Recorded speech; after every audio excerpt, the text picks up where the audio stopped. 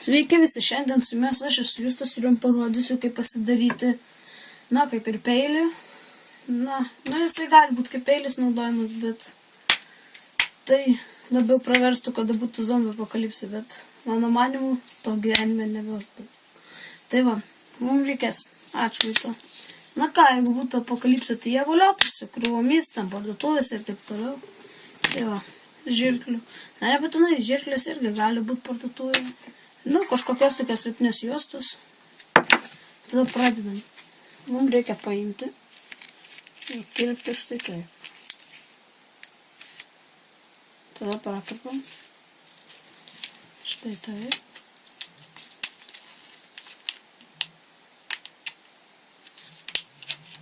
Štai taip. Tik žiūrėkit, kad jis nesilankstytų.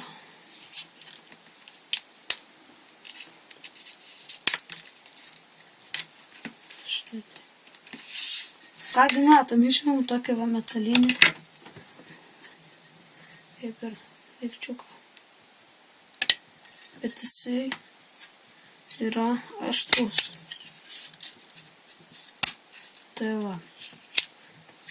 Tada tik su juo atsargiai neįspjaukite. Tada ištiesinat. Jamate lipinį juostą, pas mane čia yra tokias raukšlės. Kirpti. Už tos vietos, už kurios laikysite, kad neįsipjautumėte, reikia užvynioti lipnius juostus. Ir tai darome maždaug štai tiek. Kad pilnai ranka būtų ant šito popieriaus. Kaip matote, man dar nepakanka, reikia padaryti ilgesnį. Štai taip. Tai va. Tada nukarpate ir užklijuojate.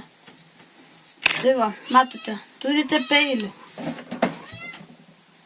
Va, čia mano katėtė. Tai va, turite peilį, tiesiog galite ir kapot lapus, pjaustyti mėsą, nes jis gan tikrai aštrus. Pabandyti reikia papjauti.